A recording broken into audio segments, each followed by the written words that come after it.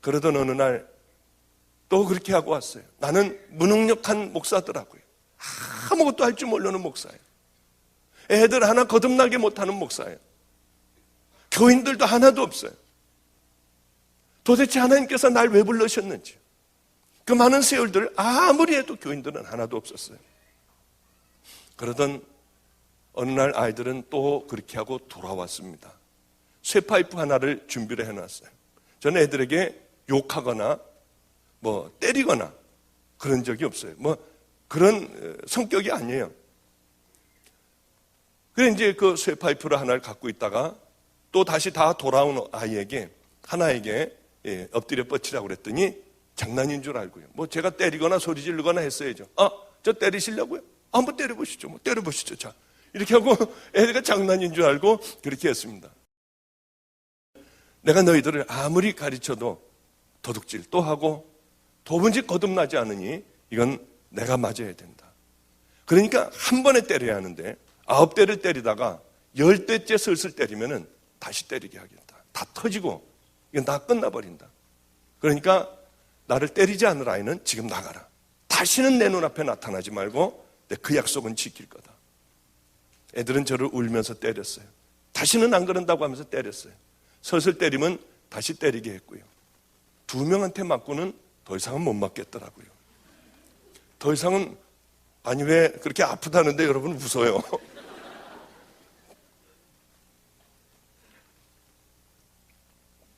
있는 힘을 다해서 쇠파이프로 휘둘르는데 젊은 애들이 휘둘르는데요.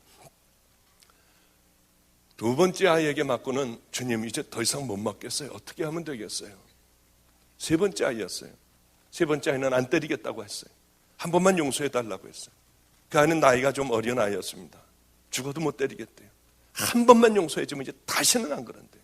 때린 아이는 이렇게 땅바닥에 앉아서 울고 있었어요. 다들.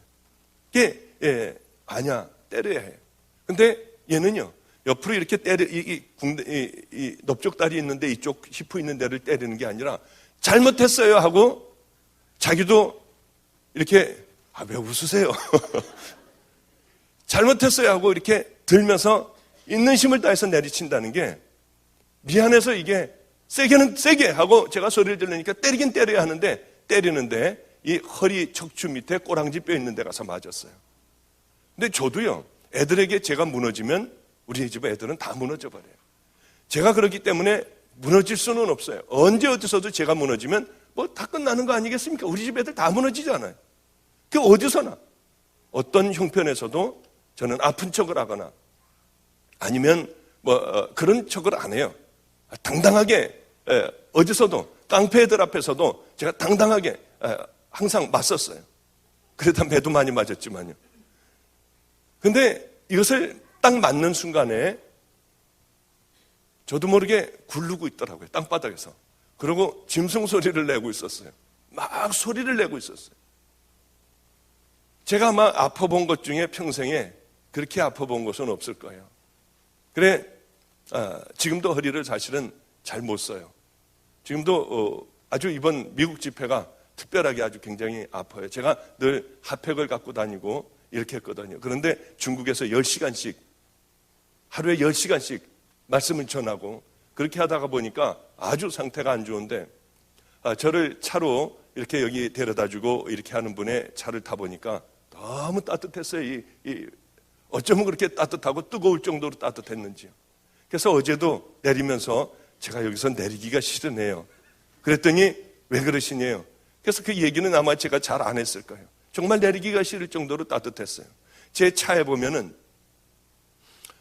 특별하게 제작한 이렇게 핫백이 있습니다. 등허리서부터 이렇게 밑바닥까지 뜨거워서 남들은 앉아서 운전을 못해요. 여름에도 저는 그거가 있어야 돼요. 마가이 다락방에도 제 의자에도 전기 그것이 있고요. 제 방에도 그것이 있고요.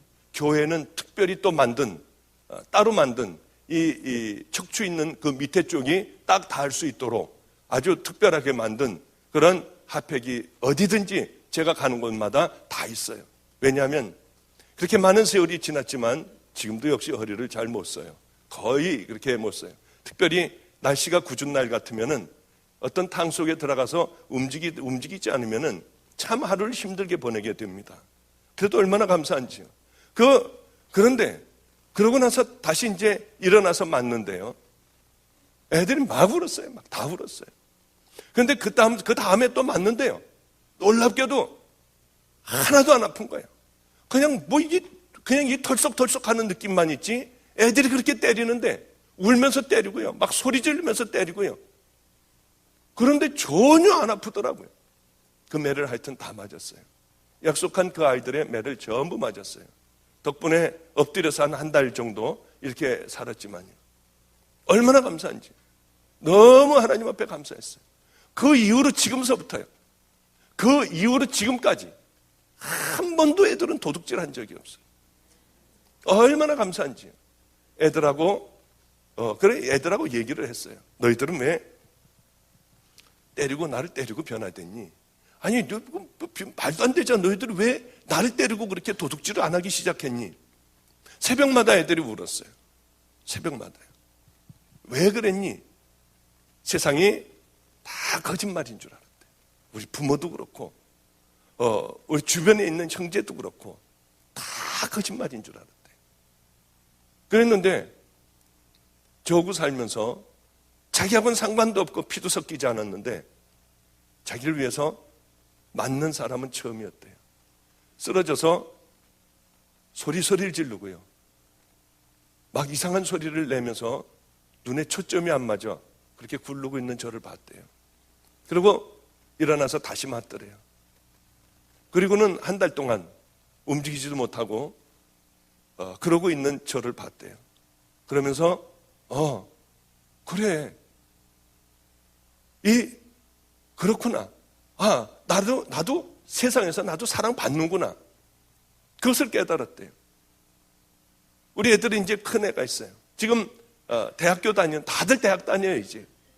근데 그 중에 한 애가 요즘에 와서 하는 얘기가 있어요. 와서 제가 몸이 아프고 그러면 애들은 울어요. 제 발을 이렇게 주물러 주면서 우리 목사님 나으셔야 하는데, 우리 목사님 나으셔야 하는데 하면서 그때 얘기를 얘가 한번 했어요. 우리 태균이라는 아이.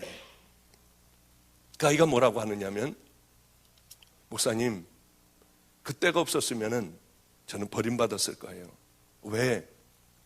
목사님, 저는 그때는 몰랐어요. 그냥 목사님은 그냥 고맙고 그냥 귀한 분이라고 생각을 했고, 목사님, 저 목사님을 위하여 내가 목숨을 걸어야겠다, 저 목사님을 지켜드려야겠다는 어린 마음에 그런 생각을 가졌대요.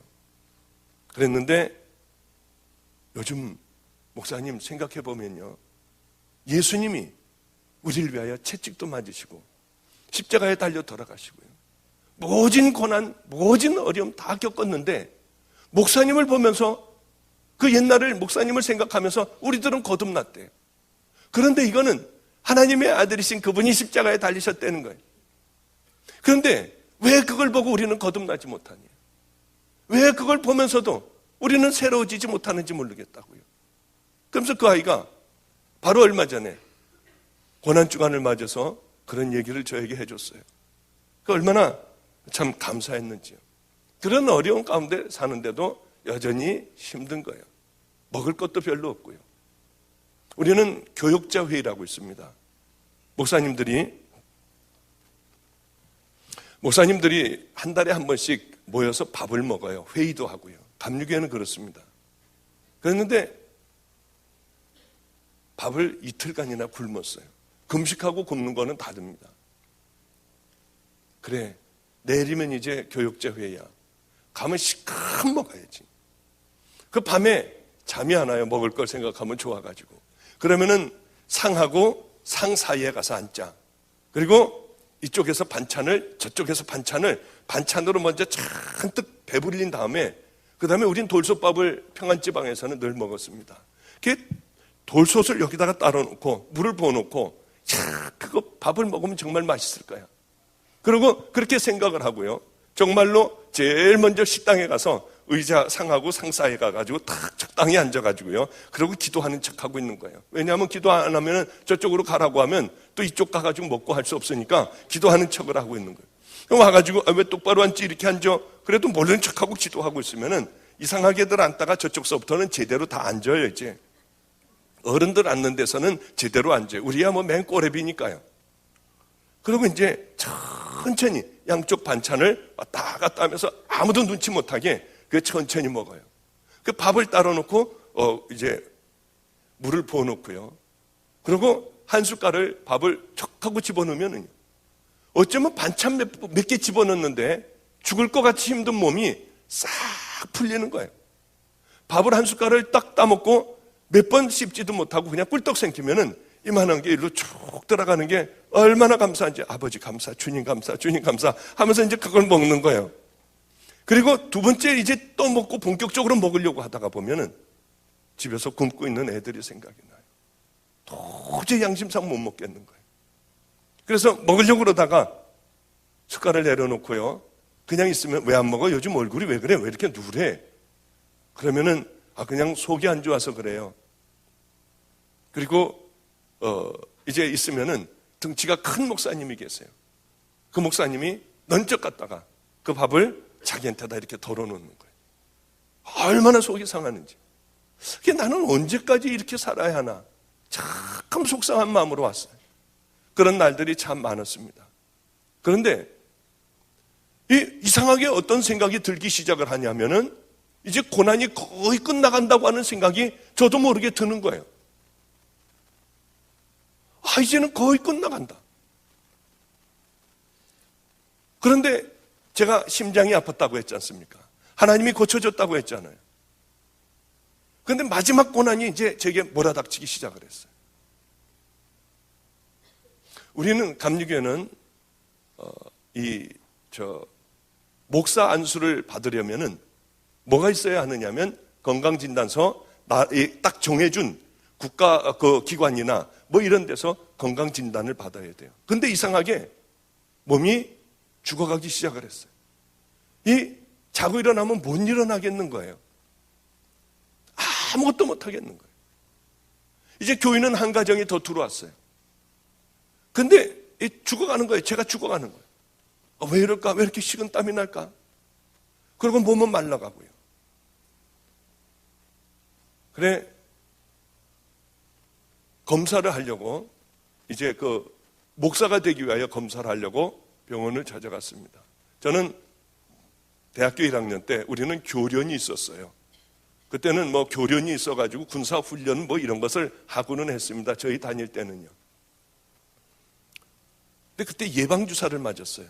총으로 된 예방주사인데 쫙 이렇게 벌리고 있으면 그냥 쏘고 가는 거예요. 툭툭툭툭 쏘고 가는 거예요. 그때 제가 B형 간염에 걸렸습니다. 몸이 식은땀이 나고 참 어지럽고 해서 서울대학병원에 김정용 박사라고 하는 분이 있어요. B형 간염 백신을 만든 분이죠. 그분에게 갔더니 B형 간염에 걸렸다는 거예요. 간이 부어있고 그리고 너는 쉬어야 한대요. 그게 이제 대학교 1학년 때였으니까 의대를 그럼 내가 포기해야 됩니까? 포기하는 게 좋다고 해요. 그래도 저는 그냥 공부를 했어요. 잊어버리고 저는 그냥 하여튼 겨우겨우 유지해 가면서 왔어요. 하나님을 만나고 저는 하나님이 다 치유해 주신 줄 알았어요. 심장을 치유해 주신 하나님이 간은 치유 안 하셨겠어요. B형 간염을요. 병원에 그러나 그 고생을 하다가 병원에 갔을 때는 청천벽력 같은 제게 진단을 내렸어요. 간경화 말기였어요.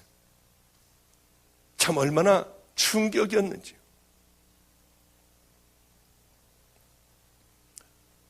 그래 이걸 아무에게도 얘기를 못하는 거예요.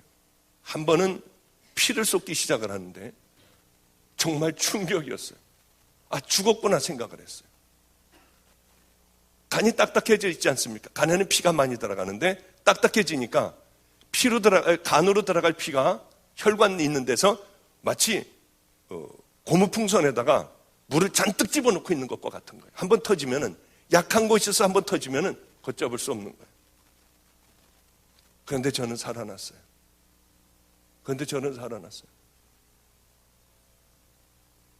그래 우리 아버님에게 가서 제가 이런 얘기를 한 적이 있어요. 작은 아버님과 계신 그때 너무 힘들어서 차를 타고 오다가 막 차에 치이든지 하는 건 행복한 것 같아요.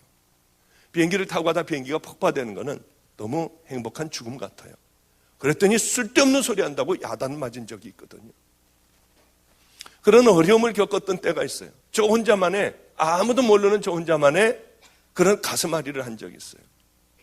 근데 우리 교회에 그때 등록을 한 사람이 하나가 있었는데 어떤 집사님 내외분이 중국집을 하는 그런 내외분이 아들과 함께 등록을 했습니다.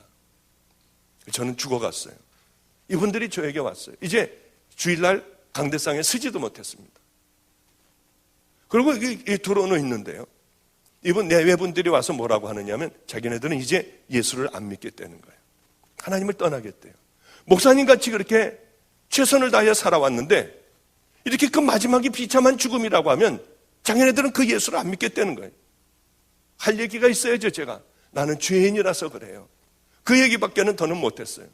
이분이 저를 데리고 아주대학병원을 가자는 거예요. 수원에 있는 아주대학병원이었어요. 거기를 가자는 거예요. 자기네 그 친척이 뭐 누군지 거기에 원무 과장인가 뭐 하는 사람이니까 가자고 하는 거예요. 그래서 안 간다고 했습니다. 나는 내 병을 아는데 왜 가느냐?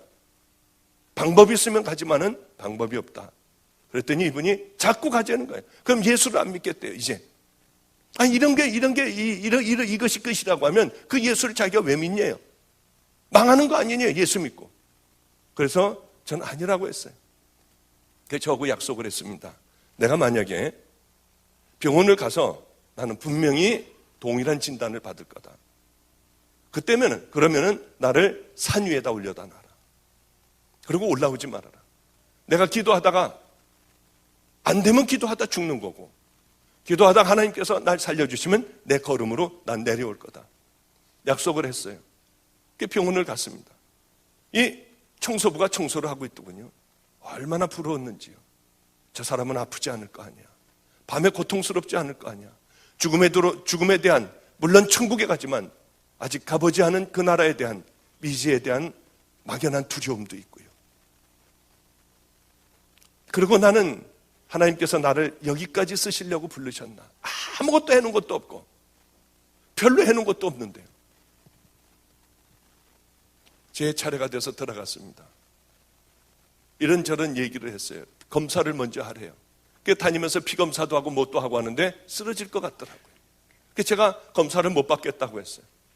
간호사에게 그랬더니 다시 의사에게 저를 데리고 가는데, 가면서 제가 나는 이제 마지막이구나. 저 의사를 복음을 전해야겠다. 하나님, 믿지 않는 사람이면 복음을 전하게 해주세요. 그 사람 앞에 갔어요. 왜 안 했냐? 제가 힘들어서 못하겠다. 그럼 복음 먼저 전하기 시작했어요.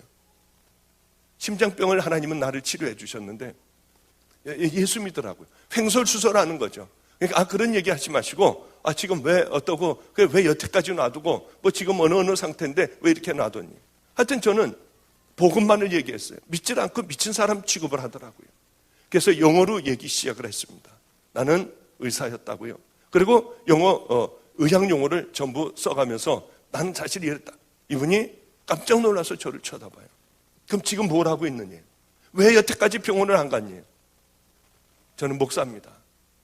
그래서 버려진 아이들과 이만큼 뭐가 고민이냐요? 제일 힘든 부분이 뭐고 당신을 여기까지 오게 한 게 뭐냐요?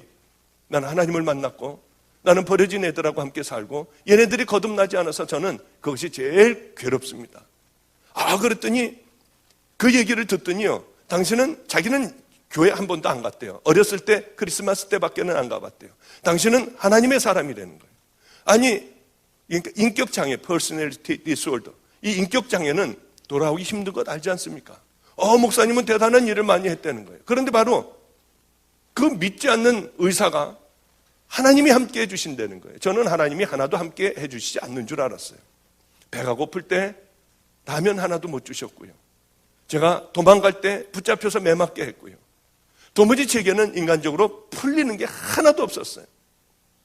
그런데 그분이 아이고 하나님이 함께 해주시네요. 그 얘기를 하는데 갑자기요 눈물이 나기 시작을 했어요. 어떤 현상이 나오냐면 지옥에서 천국으로 싹 올라오는 그런 어떻게 모든 결박이 풀리고요. 두려움이 풀리는 그런 느낌을 제가 받았는데 어떤 사람이 박하향 같은 것을 코에다가 후 불어주는 그런 잠깐 동안의 그 일이었지만은 화한 느낌을 받았어요. 그것이 제 혼자의 느낌이었는지 어땠는지 모르지만은 하여튼 이렇게 뭐가 좀 이렇게 시원하고 가벼워지는 그런 느낌을 받았어요. 지옥에서 천국에 오는 그런 느낌이어서 제가 막 울었어요, 거기서. 그랬더니 이분이 사람은 죽는데요, 다. 빨리 가고 천천히 가고 하는 거고 신앙심이 있으니까 다 받아들일 수가 있지 않냐요. 저는 그래서 우는 게 아니었거든요. 근데 당신 같은 사람도 치유된 적이 있다는 거예요. 케이스가 있대요. 그러면서 뭐라고 하느냐면 힘드니까 그러면 초음파서부터 먼저 하고 그 다음에 내시경하고 그건 먼저 한번 보자는 거예요. 그래서 저는 초음파실로다가 끌려갔습니다. 그런데 그렇게 막 기쁨이 막 오더라고요. 이렇게 주님에 대한 확신이 오는 거예요. 그게 초음파실에 들어놓았어요. 그게 이제 찍찍물 바르고 한참을 이렇게 배를 불려라, 뭐 옆으로 해라, 뭐 해라 하면서 저는 제 병을 알기 때문에 엉망진창이죠. 제가 그 의사한테 여자 의사였습니다. 여자 의사한테 그렇게 얘기했더니 여자 의사가 뭐 어디 아프셨어요? 그러고 묻더라고요. 얼마나 충격이었는지요. 제가 간이 아파서 왔습니다. 그랬더니 한의사한테 진맥하셨죠? 그러더라고요. 그러니까 진맥하고 당신 지금 이 간이 아프다고 해가지고 온 거 아니냐요. 간경화라고 하고 온 거 아니냐요. 얼마나 충격이었는지. 깨끗하대요. 얼마나 충격이었는지. 저는 그 하나님을 2번이나 만났어요. 그래서 이제 내시경 하는 데 가서 이제 피를 엄청 토했다고 하니까 내시경 하는 데 가서 하는데 이게 잘 안 들어갔습니다. 그래 그 송대에 있는 데를 다쳤어요. 그 같은 들어가서 쭉 해보더니 깨끗하다는 거예요. 그게 얼마나 충격이었는지. 그게 화장실로 가가지고 이제 다 닦았어요. 닦으면서 눈물만 나오대요. 눈물만요. 주님이 제 마음속에 이렇게 말씀하셨어요. 하나님, 왜 간은 놔두셨어요? 왜 지금 치유하여 주셨어요? 주님은 이렇게 말씀하셨어요. 너는 내가 심장을 고쳐준 지 13년이라는 세월이 흘렀다. 자, 이제는 너는 그 사랑을 거의 잊혀졌잖니. 정말 예배도 엉터리로 드리고요. 이제 그 하나님을 희미하게 잊혀져 갔어요. 내가 너를 사랑했기에 간을 다시 놔뒀다. 자, 이제 너는 다시 나를 바라보고 남은 삶을 나를 바라봐라. 너를 사랑해서 다시 치유하였다. 얼마나 이게 놔둔 게요. 제게 저주인 줄 알았어요. 저는요. 이게 하나님께서 저를 사랑해서 놔둔 선물인지를 몰랐어요. 13년이라는 세월이 흘러 이제 주님을 만났던 그 감격도 어느 정도 사라질 때였고 이제 매너리즘에 빠져서 다 그냥 그렇게 살아가던 그때였어요. 하나님 저를 사랑하셔서 다시 그것을 남겨놨던 그것을 잊어버릴 때쯤에서 다시 치유해 주셨어요. 얼마나 감사했는지요. 그래 로비로 나갔어요. 이 두 분들은 말도 못하는 거예요. 저에게 어떻게 판정이 났고 뭐가 됐나. 우리 교회 방주교회 제가 여기 인천으로 오니까 이 모든 중국집도 다 닫아버리고요. 무조건 다 인천으로 따라온 분이에요. 이 아들은 우리 교회에서 지금도 드러머로 드럼을 쳐요. 근데 이분이 저는 나가가지고 주님 앞에 이제 드리려고 하니까 돈도 없더라고요. 다 이제 돈도 한 푼도 없더라고요. 주님 앞에 내 의사도 다 버리고 찢어버리고 할 수 있는 그것을 드릴 그것도 없는 거예요. 아무것도 없는 빌털털이더라고요. 주님에게 뭘 드려야 하는데요. 너무 감사하고 기뻐서 사랑하는 사람에게 여러분 뭐든지 다 주고 싶지 않아요. 다 드리고 싶은데 아무것도 없는 거예요. 그래서 제가 세수하면서 울면서 주님, 저는 이제 드릴 것도 아무것도 없어요. 드릴 거라고는 이 몸뚱이 하나밖에 없어요. 주님, 이 몸을 드릴게요.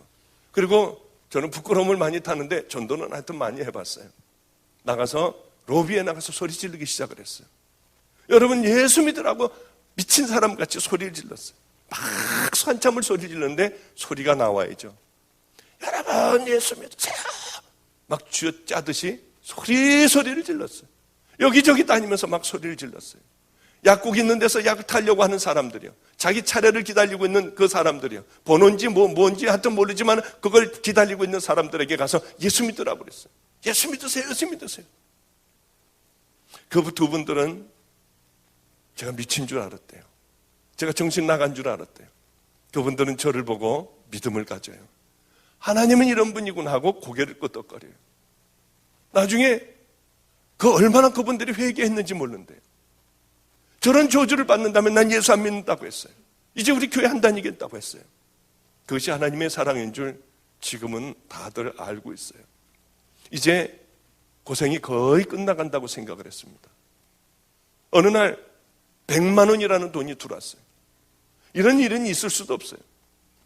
야, 이제 100만 원을 애들하고 손을 붙잡고 막 좋아했어요. 야, 이제 이 100만 원어치 라면을 사가지고 교회에다가 잔뜩 쌓아놓고 우리 좀 마음껏 먹어보자. 애들하고 얼마나 좋아했는지 몰라요. 그런데 전화가 왔습니다. 우리 감리교회 관작교회라고 있어요. 그 교회에서 전화가 왔어요. 목사님 큰일 났어요. 우리 교회가 태풍으로 무너졌대요. 전번 주에 북경으로 제가 집회를 갔었습니다. 그런데 거기 장로님이 한 분이 와 계셨는데 그 장로님이 바로 거기서 이 대표 일도 하고 목소 일을 잘 하시는 분이기 때문에 그때 그 현장에 있었대요. 그래서 제가 100만 원이 하필이면 이때 왜 전화를 해? 그러고 이제 할 수 없어가지고 한쪽에는 70만 원을 넣고 한쪽엔 30만 원을 넣고요. 오른쪽엔 70만 원 넣고 왼쪽엔 30만 원을 넣고 갔어요. 웬만하면 30만 원만 주고 오자.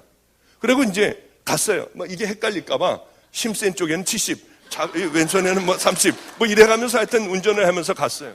가가지고 봤더니 예산 지방에 있는 전체 교육자들이 무너진 그것을 위하여 대패질하고 땀을 비 오듯이 흘려가며 8월 그 더운 때에 교회를 세워가고 있었어요. 얼마나 주님 앞에 죄송했는지요. 얼른 들어가서 100만 원을 다시 집어넣어가지고 갖다가 주었어요. 나오다가 보니까 웬 빼짝 마른 사람이 러닝셔츠 하나만 입고 더위에 헐떡거리고 있었어요. 젊은 사람이에요. 병석이 완연했어요. 그래서 저는 와버렸습니다. 그래, 주님. 그러고 이제 왔는데 이번에는 놀랍게도 200만 원이 들어왔어요. 이게 처음 있는 일이었어요. 누구누구 엄마가 주는 돈이라고 하고 200만 원을 누가 보내왔어요. 그런데 그 보내와서 이제는 설마 이거 쓸 일은 없겠지. 그러고 있는데 또 전화가 왔습니다. 그 관작교회에서 전화가 왔어요. 우리 감리교회예요. 예산에 있는요. 이제 다 완성이 됐으니까 목사님 오셔서 설교를 해달래요. 제가 왜 거기 갈 필요가 뭐가 있어요? 제가 돈을 냈으니까 설교를 하나요? 그렇지 않았어요. 그냥 안 가겠다고 했습니다. 그리고 나오다가 보니까 물어보지 말아야 하는 걸 또 물어봤어요. 나오다가 보니까 어떤 젊은이 병세기 도는 젊은이가 있었는데 그 사람 누구야? 모건대학원의 대학원생이래요. 그런데 당뇨병이 있다는 거예요. 교인이 하나도 없대요. 결정적인 얘기를 했어요. 학비가 없어서 이번에 쉬기로 했대요. 학비가 얼마인데? 200만 원이래요. 그래서 이제 제가 그러면 나는 집어넣지 말고 누구누구 엄마를 가서 기도해달라고 하고 내가 온라인으로 당신에게 돈을 줄 테니 직접 전해줘라. 나는 빼라. 그리고 온라인으로 돈을 보내줬어요. 이번에 저번 주에 제가 거기에 장로님, 그 지방에 장로님 있는 북경에 갔어요. 장로님이 얘기를 해주는데 충격이었어요. 바로 그때에 아버님이 돌아가셨답니다. 돌아가셨는데 돈이 하나도 없어서 장례를 치를 수가 없었대요. 그리고 멀거니 앉아있었대요. 시신을 놔두고요. 아무것도 없으니까요. 그랬는데 누가 200만 원을 갖고 왔더래요. 이건 저번 주에 들은 겁니다. 북경 가서요. 그 장로님에게 들었어요. 그래서 그것으로 장례를 먼저 치르고 들어온 부조 가지고 학교를 다시 다니기 시작했다고 하는 얘기를 들었어요. 주님 앞에 얼마나 감사했는지요. 주님께서 여기 와서 그 많은 세월이 지난 후에 여기 와서 또 듣게 하시는구나. 그리고 또 얼마나 있었어요. 그래도 우리는 굶었어요. 그러고 있는데 겨울이었습니다. 누가 문을 노크를 했어요. 어렸을 때 제가 저희 어머님이 아버지가 아주 가난한 교회에서 목회를 하셨으니까 피아노를 가르치셨습니다. 그런데 그 피아노를 배우러는 은행장의 딸이 있었어요. 저고 나이가 그저 한두 살 정도 저보다 아래죠. 걔를 보면은 쟤는 여왕 같고 저는 조언 같았어요. 그렇게 생각을 했어요. 감히 쟤한테 말 한마디 붙일 수 없는 나는 그런 사람이라고 생각을 했어요. 초등학교 4학년 때요. 그리고 고등학교 때도 보면은 걔는 공부를 잘하는 아이였고 저는 공부도 별로 못하는 아이였어요. 늘 걔를 보면은 높이 보이고 저는 낯이 보였어요. 이제 제가 의사가 된 다음에야 비로소 동등하게 되겠다 하는 생각을 했어요. 그런데 그 겨울밤에 누가 노크를 하고 들어왔습니다. 우리 누님이 저기 계신데 누님이 딸이 메트로폴리탄 오케스트라 뭐 사위가 악장이고 딸이 거기서 하고 뭐 줄리아드 음대 교수고 그래요. 하여튼요. 근데 한국에 와가지고 어떤 그 음악회를 하는데 이 친구가 와가지고 아니 그러면 그 보영이 오빠는 어떻게 됐어? 그러니까 목사가 됐다고 해서 밤에 찾아온 거예요. 어느 분하고 천주교 신자하고 찾아왔습니다. 문을 여는데 저는 그때 까치머리에 냄새나는 옷을 입고 있고요. 파카를 입고 있고요. 그리고 불을 아끼느라고 어슬무리하게 켜놓고요. 그래 까치머리 누구세요? 했더니 저예요. 그래서 저가 누구세요? 하고 문을 열었어요. 애들은 이 의자에서 몇 명이 자고 있었고요. 봤더니 얼마나 부끄러운지요. 저는 또 거지가 돼 있더라고요. 왜 그런 모습만 그분에게 왜 그런 모습만 제가 자꾸 보이는지요. 저는 한없이 초라했고 그분은 아주 멋진 그런 옷을 입고 있었어요. 나중에 그 얘기를 하더군요. 제가 거지 같은 모습으로 섰는데 그렇게 성자 같은 모습이더래요. 예수님을 본 듯한 착각을 자기가 일으켰다고 하더라고요. 저는 부끄러워 어쩔 줄을 몰랐는데요. 그 자매가 아니라 같이 온 이런 분이 있었습니다. 천주교 신자였어요. 이 신자가 우리를 보더니 기가 막히게 하는 거예요. 총 겨울에 아무것도 떼지 않고 저러고들 사는 걸 보고 충격을 받았던 모양이에요. 제가 알고 있던 그 자매가 아니라 바로 옆에 따라온 분이 3일 후에 와서 천주교 신자인데 헌금을 하겠대요. 3일 후에 정말 그분은 왔습니다. 와가지고 헌금통에다 헌금을 하면서 꼭 자기가 나간 다음에 보래요. 그래서 이제 그분 나간 다음에 아이고 야 이제는 무조건 라면을 100만 원이면 100만 원치 사야겠다 생각하고 그것을 꺼내서 하나님 우리에게 가난한 우리에게 먹을 걸 주셔서 감사해요. 저분에게 자녀의 축복을 허락해 주세요.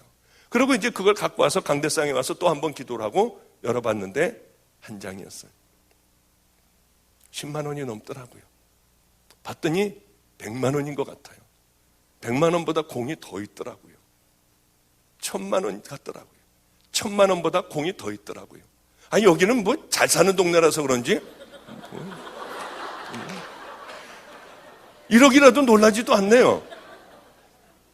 여기는 왜 그러냐면 부자 동네 모양이야 아마. 저에게는 어마어마하게 이게 엄청난 큰 돈이었어요. 얼마나 충격을 받았는지. 그러면서 3일 후에 와서 또 돈을 주겠대요. 또 헌금을 하겠대요. 3일 후에 와서 또 5천만 원을 또 하는 거예요. 막 하는 거예요. 그 돈을 가지고요. 맨 처음에 한 게 가서 은행에 가서 거슬러 가지고요. 1억짜리를 거슬러 가지고 그거 가지고 먹기 시작을 했어요. 그동안에 얼마나 배가 고팠습니까? 뭐 짜장면 내다 탕수육에다가 그 다음날에는 뭐 돼지 불갈비에다가 그 다음날에 막 저녁 때 되면 막 이 치킨에다가 막 피자에다가 밤낮 먹었어요. 얼마나 먹고 다녔는지요. 애들이 그동안 구경하지 못했던 에버랜드에 가서 이 에버랜드라고 이제 노는 데가 있거든요. 거기 티켓을 이 팔찌 하나 차가지고 돌아다니면서 얼마나 애들하고 타면서 놀았는지요. 이제 9시간씩 새벽 기도할 이유가 하나도 없어요. 제일 먼저 기도가 줄어들더군요. 이제 여기 1억 5천만 원이라고 하는 든든한 돈이 있는데 아니 세상에 겁날 게 뭐가 있겠습니까? 전도하는 것도 슬슬 미뤄지고요. 산기도 하는 것도 짧게 하고 내려오는 거예요. 그냥 가서 찍고 내려오는 거예요. 안 하면은 마음이 부담스러우니까. 그러고는 이제 뭘 먹을까 이 고민을 하는 거예요. 이제 야, 오늘은 우리 탕수육 먹는 게 어때? 못 먹겠어요. 야, 그럼 돼지갈비는 어때? 얘기하지 마세요. 못 먹겠어요. 우리 이렇게 살았어요. 이렇게요. 그리고 그분들은 매번 300만 원씩 다달이 주는데 돈 주는 걸 제가 사실은 지금도 못 받아요. 잘요. 그래, 이분이 그걸 알고 오렌지 주스 그 2개 다 그곳에 밑에다가 300만 원을 집어넣고 오렌지 주스를 그 위에다 넣어줘요. 얼마나 감사한지요. 제가 그분에게 당신을 간증해도 되겠냐고 물어봤더니 목사님 필요하면 간증하셔도 돼요. 그래서 제가 그분은 간증을 해요. 그분은 누구냐면은 부천이라는 데가 있습니다. 인천 옆에 부천이라는 데가 있어요. 부천에 원미동이라는 데가 있는데 거기에 조마루 길이라고 있습니다. 조마루 길이요. 거기에 조마루 뼈다구 해장국집이 있고 하나는 청기와 뼈다구 해장국집이 나란히 둘이 그렇게 이렇게 서로들 경쟁 관계에 있는 그 두 집이 있습니다. 그런데 거기에 청기와 뼈다구 해장국집의 사장님이에요. 그분이 그렇게 하시는 거예요.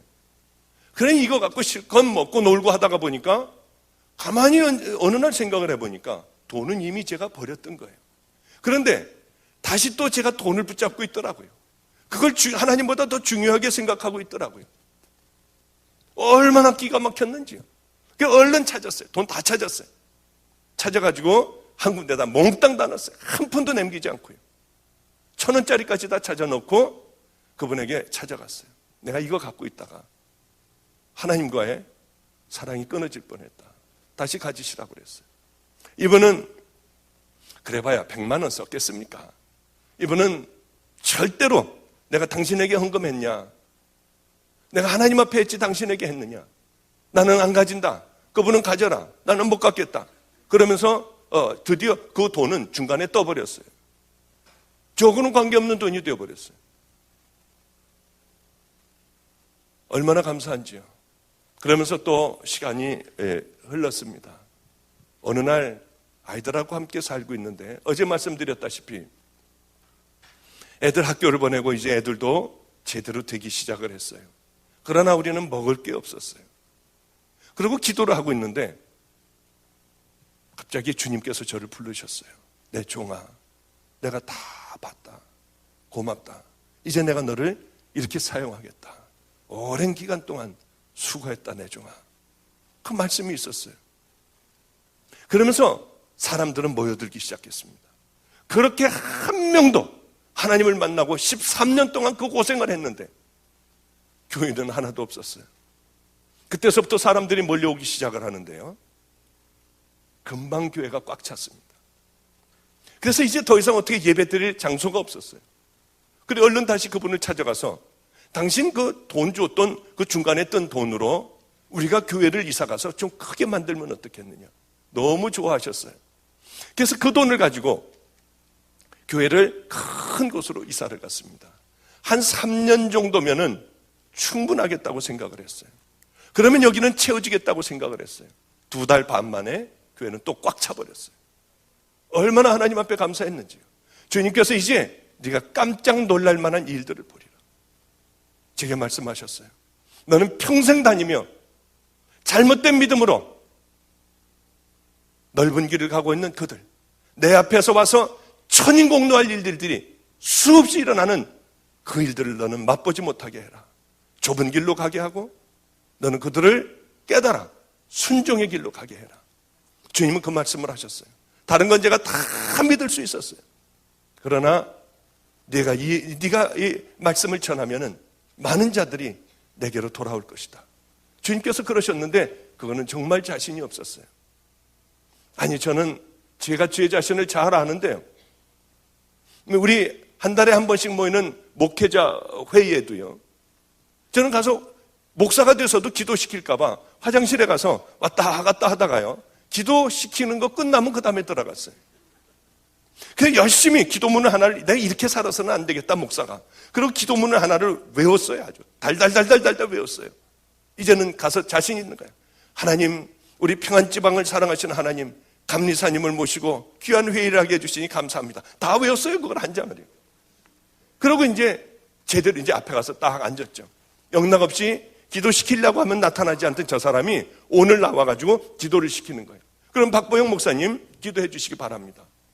그때서부터 가슴이 터질 것 같이 뛰기 시작하고요. 입이 마르기 시작을 하고요. 그러면 일어나가지고 하긴 하는데 다 잊어버려요. 왜 했던 거 다 잊어버려요. 도대체 뭘 중얼거리고 있는지 뭘 횡설수설하고 있는지요. 그런 목사였어요. 별 볼 일 없는 목사였는데 하나님께서 저를 쓰신다고 해요. 하나님은 약속대로 정말 여기까지 오게 해주신 하나님이에요. 요즘엔 너무 감사해서 우리 주님 앞에 기도를 해요. 하나님, 도대체 나 같은 걸 왜 쓰세요? 나는 너를 아직 세우지 않았다. 너를 만방에 알리는 중이다. 내가 너를 세우는 그날이 있을 것이다. 아이고, 얼마나 과분하고 얼마나 감사한지요. 도대체 나를 왜 쓰세요? 제가 주님에게 물어봤어요. 너는 버린 것들을 잘 세워놨다. 여러분, 우리는 더러운 것들을 보지 않으려고 해요. 냄새나고 취하는 것들은 피하려고 해요. 그러나 그 사람들을 사랑하면은 하나님이 얼마나 기뻐하시는 줄 아세요? 자녀의 축복을 받고 싶습니까? 버려진 아이들을 잘 여러분 섬겨보세요. 아우, 나는 그거 못해. 그거 우리들의 힘으로 하는 것 아니더라고요. 저도 혼자 있는 걸 좋아해요.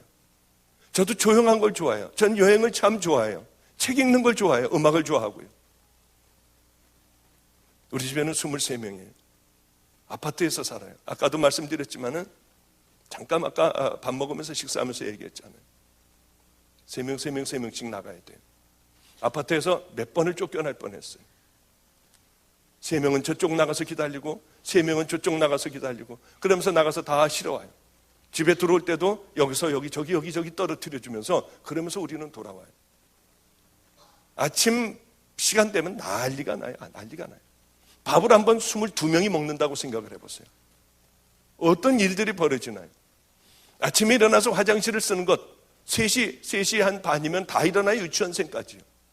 그렇지 않으면은 큰일 나는 거예요. 학교도 못 가요. 새벽 기도도 못 가고요. 그런데 얼마나 감사한지요. 참 힘든 때도 참 많았어요.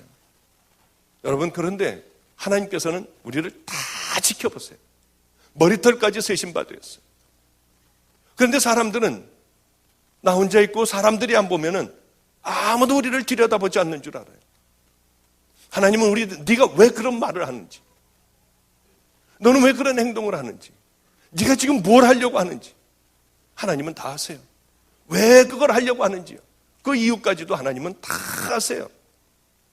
하나님은 우리들에게 말씀도 안 하시고 아무리 더러운 짓을 해도 벌을 안 주시니 하나님은 우리에게 아무것도 못한다고 생각을 하고 우리는 살아가요. 그러나 죄는 쌓이게 됩니다. 언젠가 이것이 대낮같이 밝혀지는 그날이 있어요. 죄의 무게를 이기지 못해서 성수대교가 무너지고 삼풍백화점이 무너지듯이 무너지는 그날이 있어요. 어느 누구도 하나님의 심판대 앞에서 그 심판을 피할 수 있는 사람은 아무도 없어요. 주님은 뭘 가지고 심판하시겠다고 했나요? 너희들이 어떻게 살아왔느냐? 너희들이 과연 내 자녀면은 너희들이 자녀답게 살아왔니? 아니면 더럽고 추악하게 너희들만 먹으며 너희들만 배부르며 어떻게 살아왔느냐? 분명히 우리들에게 물으실 거라고 했어요. 여러분, 빛과 소금의 삶을 사는 것은 엄청난 희생을 요구하는 게 아니에요. 천국 가는 믿음의 자녀들의 그 삶은 어마어마한 삶을 살아서 가는 것이 아니에요. 내가 할 수 있는 작은 것들을 하는 거예요. 내가 도울 수 있는 작은 것들을 하는 거예요. 예수님의 마음을 가지고 정말 사랑을 가지고 하는 거예요. 그럼 우리 주님은 그것만 가지고도 여러분들 사랑하세요. 그것만 가지고도 여러분들 정말 칭찬하세요. 저는 우리 아이들이 하나하나 변화되어 가는 모습이 얼마나 감사한지 몰라요. 정말로 고마워요. 우리 아이 중에 그렇게 미국을 오고 싶어 하는 아이가 하나가 있습니다. 얘는 그래서 지금도 저하고 대화도 다 영어로 해요. 되지도 않는 영어로 그렇게 해요. 뭘 하면은 막 이렇게 하는 것까지도 해가지고 뭐 하라고 이렇게까지 하면서 죽어라고 영어 공부를 하고 있는 우리 태균이라고 하는 애가 있습니다. 그이가 이제 수능 시험을 보게 됐어요. 우리 애들은 얼마나 많이 먹는지요? 둘이서 라면 12개를 끓여서 먹어요. 그런데 그거 가지고 그게 다가 아니고요. 저는 사람의 위가 도대체 얼마만큼 들어가나 알지 못해요. 나머지 라면은 부셔서 먹는 거예요. 그런데 이 아이가 수능 시험을 보게 됐습니다. 대학을 가게 됐어요. 얼마나 기쁜지요. 우리 집사님이 얘 많이 먹는 거 아시죠? 하니까 우리 집사님이 이만한 찬압에다가 잔뜩 싸놨어요. 그리고 거기에 뭐 스니커즈라고 하는 초콜릿, 뭐 이래 또 커피, 뭐 이거 타 먹는 그것까지 전부 다 해가지고 하여튼 과일까지 깎아가지고 한 찬압을 이만큼을 해줬어요. 얘 시험 보러 들어갈 때 얼마나 참 우스운지요. 세상에 소풍을 가는 건지 뭐 하는 건지 그 큰 걸 갖고 들어가는 거예요. 그런데 이 목요일 날이었습니다. 수능 시험을 보는 날이었는데 얘가 오지를 않는 거예요. 끝나자마자 나한테 얘기를 해라. 왜냐하면 내가 얼마나 애타겠니. 7시가 돼도 안 오고 8시가 돼도 안 오는 거예요. 9시가 다 돼갈 무렵에 애가 초췌해가지고 왔어요. 야, 시험 망했냐? 괜찮아. 내년 또 있으니까 괜찮아. 아니에요, 목사님. 이 찬압을 12시가 돼서 이제 얼른 점심을 먹으려고 이제 풀렀대요. 시험 잘 보고 풀렀대요. 점심시간에. 봤더니 너무 맛있게 보이더라는 거예요. 색색까지로 전부 싸놨는데 침이 그렇게 넘어가더래요. 먹으려고 하다가 노숙자들 갖다 줘야겠다. 이건 내가 도저히 못 먹겠다. 해가지고 다시 한 개도 집어먹지 않고 다시 싸고 그 자리에 앉아가지고 그냥 다음 시간까지 기다렸대요. 왜 저녁 6시에 끝나지 않습니까? 수능 시험이요. 그러니까 하루 종일 굶은 거예요. 그리고 그걸 가지고 노숙자에게 갖고 갔대요. 우리 애들은 노숙자들하고 얼마나 친한지요. 얘네가 시험을 본다든가 무슨 일이 있으면 노숙자들끼리 돈을 걷어요. 그래서 몇만 원을 봉투에 넣어서 애들에게 줘요. 가져가서 형님들 저 시험 잘 봤어요. 그리고 같이 나눠서 뭐 이렇게 나눠 먹었다고 해요. 양아치 같은 애였어요. 정말 세상에 별 볼 일 없는 아이였어요. 십자가를 만나니 아이들이 이렇게 거듭나더라고요. 길거리 가다가 신발 벗은 사람이 있으면 자기 신발을 벗어주고 학교를 그대로 벗은 채로 가요. 맨발로 가요. 맨발로 전철을 타고 맨발로 돌아와요. 얼마나 감사한지. 그래 여러분, 귀한 아이들이 늘 저녁 때만 되면 노숙자들에게 가서요. 지금도 가서 다들 이렇게 나눠주고 그분들 형님이라고 하고요. 형님하고 그분들하고 함께 목욕도 가고 이렇게 해요. 나가서 노동 해가지고 그저 한 5만 5천 원, 6만 원 받으면은 6천 원을 그 소개비로 띄고 한 5만 4천 원 정도를 받아요. 그럼 그걸 가지고 노숙자들하고 함께 살아요. 이렇게 섬기는 그걸 볼 때 얼마나 하나님 앞에 감사한지요. 아까도 우리 잠깐 얘기했지만은 12월 24일 날, 요천 24일 날 우리의 가장 귀한 것들을 노숙자들에게 주기로 했어요. 저도 예쁜 포장하고요. 우리 애들도 다 예쁜 포장을 했어요. 한 아이는 제일 아끼는 따뜻한 파카 털옷을 드라이 클리닝을 해서 그걸 집어넣고요. 우리 맨 마지막에는 정말 그 자동차 전동차로 가는 거, 전기로 가는 거 그걸 넣었다가 다시 뺐다가 넣었다가 뺐다가 하면서 결국은 그것까지 다 갖다가 노숙자들에게 찬양을 하면서 나눠줬던 기억이 나요. 잠깐 얘기를 아까도 모임 가운데 했어요. 어른 애들은 그렇게 용돈을 주지 못하지만은 어린 아이들은 500원씩 학교 갔다 오면서 뭘 사 먹게 해요. 다른 아이들 다 사 먹는데 얘네는 사탕 하나라도 빨고 와야지. 다들 먹고 오는데 그냥 오는 건 그렇잖아요. 그럴 때마다 동전을 하나를 더 줘요. 네 친구 중에 가난한 친구가 있으면은 네 사탕과 똑같은 걸 하나를 사서 주고 와라. 이제 애들은 자기의 귀한 것들을 남에게 나눠줄 줄 아는 애들이 됐어요. 얼마나 안성에서 힘들었는지, 정말 힘든 일들이 얼마나 많았는지 몰라요. 생일 같은 건 제가 차려 먹어본 적도 없고요. 생일 때 아마 매맞지 않으면 굶고 있었을 거예요. 그 많은 13년의 세월들이. 그런데 어느 날 그렇게 해서 이제 교인들도 좀 오게 됐어요. 그래 우리는 새벽기도 다 나옵니다. 그래서 이제 그날도 애들이 다 남의 집에 가서 잔다고 하고 새벽기도를 이제 주일날 이제 제가 아침에 일어나서 쭉 도는데 한 명도 안 나오는 거예요. 이럴 리가 없거든요. 우리 애들도 안 나오는 거예요. 남의 집에, 집사님네 집에 가서 자면서요. 얼마나 실망을 했는지요. 교회를 보니까 불이 꺼져 있어서 불을 켜고 문을 열고 들어갔어요. 제 속을 제일 썩이는 여자의 고등학교 2학년짜리가 있었습니다. 그 아이가 머리가 길고 찬양을 참 잘하는 애예요. 교회 불이 교회 문을 열고 들어가자마자 이 아이는 거기 숨어 있다가 제 생일인지도 몰랐어요. 촛불을 켜고 당신은 사랑받기 위해 태어난 사람을 노래를 불러주는데 얼마나 눈물이 났는지요. 밤새 거기 숨어 있었어요. 그 케이크를 저를 주려고요. 그 마음이 얼마나 감사했는지요.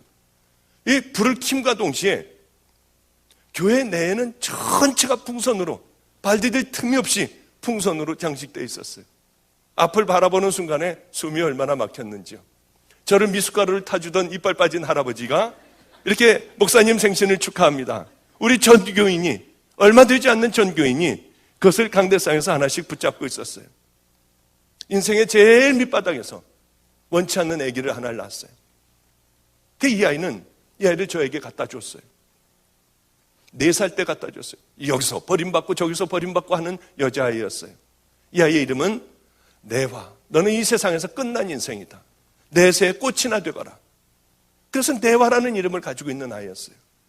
저는 우리 집에 오자마자 수빈이라는 이름을 지어줬죠. 우리 수빈이도 그것을 붙들고 있었고요. 저와 함께 병원에 갔던 그 조집사님, 이 창훈이 아빠, 창훈이 엄마, 전부 다들 아주대학병원에 갔던 그분들도 다 그걸 들고 있었어요. 그리고는 당신은 사랑받기 위해 태어난 사람을 불러주는데 얼마나 눈물이 났던지. 정말 우느라고 못 올라갔어요. 겨우 눈물을 참고 그 다음에 제가 올라갔습니다. 그래서 이렇게 얘기했어요. 여러분, 이 사랑을 우리 서로들 평생 잊지 말자고요. 저는 여러분들이 따귀를 때려도 평생 여러분들 위하여 기도할 거라고 했어요. 눈을 감으면 누가 있었는지 순서까지 다 기억이 나요. 틈나는 대로 그분들을 위해서 기도하죠. 그리고 그분들을 다 데려다주고 안성천이 흐르는 그 새벽 기도를 끝나고 거기에 차를 세웠습니다. 혼자 밖에 나갔어요. 해는 벌써 높이 떴더군요. 얼마나 행복한 목사인지요. 세상에서 저같이 행복한 목사가 없었어요. 하나님께서 이제 저를 크게 쓰시고 어디로 뭘 해주신다고 해서 저는 그게 제가 행복한 이유가 아니었어요. 교인들이 저에게 생일을 차려줘서 그게 제게 행복한 이유가 하나도 아니었어요. 물론 행복하기도 했지만 제가 행복했던 이유는 딱 한 가지예요. 하나님이 날 사랑하시는 것이요.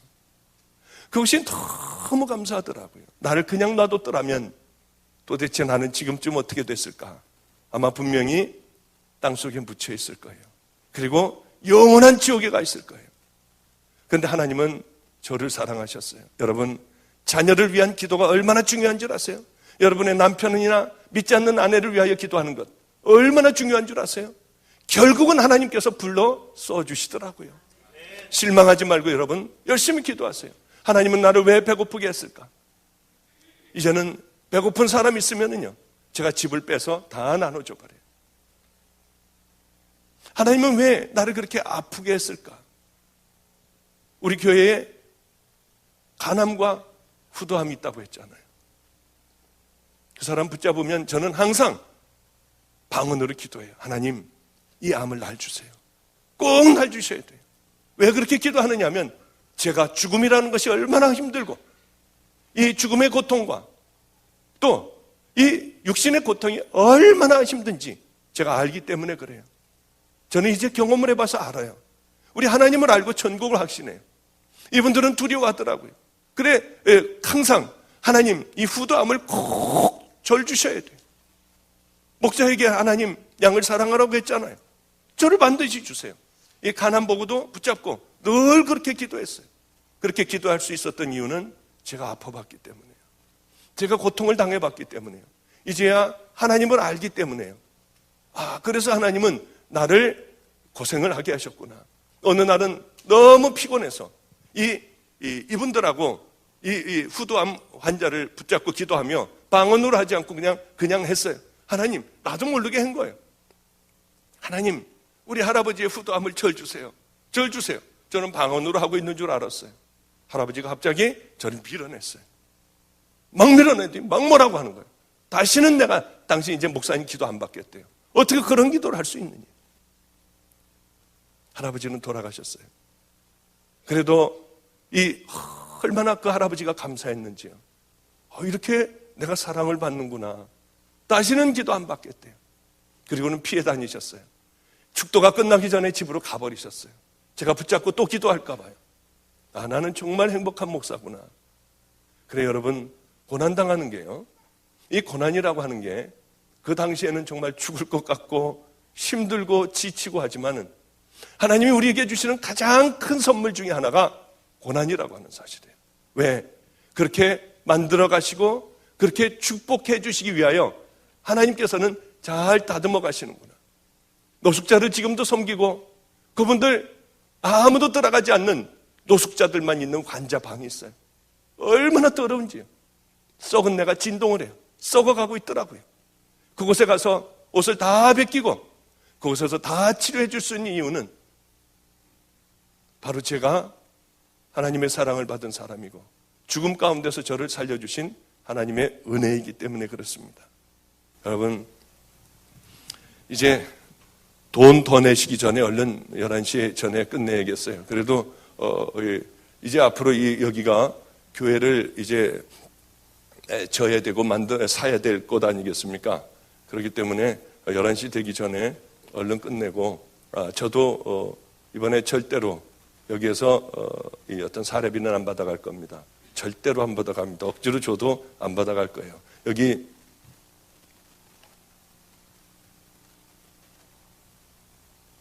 교회 하는데 귀하게 그렇게 쓰여질 수 있다고 하면 얼마나 감사하겠습니까? 그러니 여러분들도 이 교회 교인들은 열심히 최선을 다하여 헌금하십시오. 그래서 이제 다음에 내년에 올 때는 아름다운 교회에서 예배 드렸으면 참 좋겠어요. 그리고 그런 것들이 하늘나라에 우리들의 큰 상급으로 쌓인다고 하는 거죠. 그러니 여러분들 죽도록 하늘나라에 쌓아두지 어리석게 이 땅에 쌓아두지 마십시오. 좀 불편하면 어떻습니까? 주님을 따르는 하나님의 자녀들은 하나님이 분명히 책임져 주십니다. 여러분, 세상을 이길 수 있는 꼭 그 믿음을 소유하시고요. 큰 것을 바라지 말고 적은 것서부터 하나하나 여러분들이 고칠 수 있는 그것서부터, 하나님이 싫어하시는 그것서부터 하나하나 고쳐나가며 이 다음에 만났을 때는, 또 세월이 지나간 후에는 여러분들의 믿음이 부쩍 커 있고 정말 다른 삶들을 살아가는, 다른 가치관으로 살아가는 귀한 믿음의 자녀들 되시기를 주님의 이름으로 축복합니다. 기도하겠습니다. 거룩하신 주님, 이제 이렇게 해서 아버지여 다 집회를 마쳤습니다. 하나님, 설교는 아니었지만, 하나님의 말씀을 쪼개고 깨는 것은 아니었지만 우리들은 늘 그 말씀을 들음에도 불구하고 그렇게 살아가지를 못했습니다. 주님, 우리를 붙들어 주시사 이제는 하나님의 뜻대로 순종할 수 있는 귀한 믿음의 자녀들 다 될 수 있도록 주여 축복으로 은혜로 함께하여 주시옵소서. 우리 이제 기도하려고 합니다. 아버지여, 이 기도 가운데 역사하여 주시사 아직도 천국 문을 두드리지 못한 하나님의 자녀가 있으면 하나님, 오늘을 통하여 우리가 행위로 구원받지 않고 예수 그리스도의 십자가로 구원받음을 우리가 믿습니다. 분명한 믿음을 결단하게 하여 주시고 아버지여, 그 첫걸음이 회개인 것을 깨닫게 하여 주시사 그동안에 잘못 살아왔던 모든 죄악들이 있으면 철저하게 이 시간을 통하여 회개하게 하여 주시기를 간절히 바랍니다. 하나님, 기도하는 모든 기도의 제목들이 이루어지는 은혜로운 믿음의 아버지의 역사가 하나님 이 집회 가운데 늘 있게 하여 주시옵소서. 하나님의 귀하고 아름다운 믿음의 제단이 빠른 신뢰에 만들어져 마음껏 하나님을 찬양하며 똑바른 교회가 되어 세상의 빛과 소금의 역할을 하게 하여 주시옵시고, 다른 교회의 아버지의 본이 되며 다른 교회가 이 교회를 바라보며 부끄러워하는 꼭 그 제단이 되게 하여 주시옵소서. 3일 동안의 이 집회에 함께 해주시며 마지막에 놀랄만한 하나님의 은혜와 역사가 임하기를 간절히 바라오며 구주 되신 예수님 이름으로 기도드렸사옵나이다. 아멘. This is the air I breathe. Your holy presence living in me.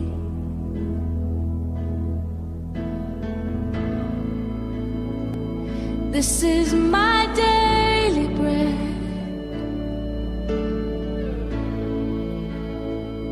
This is my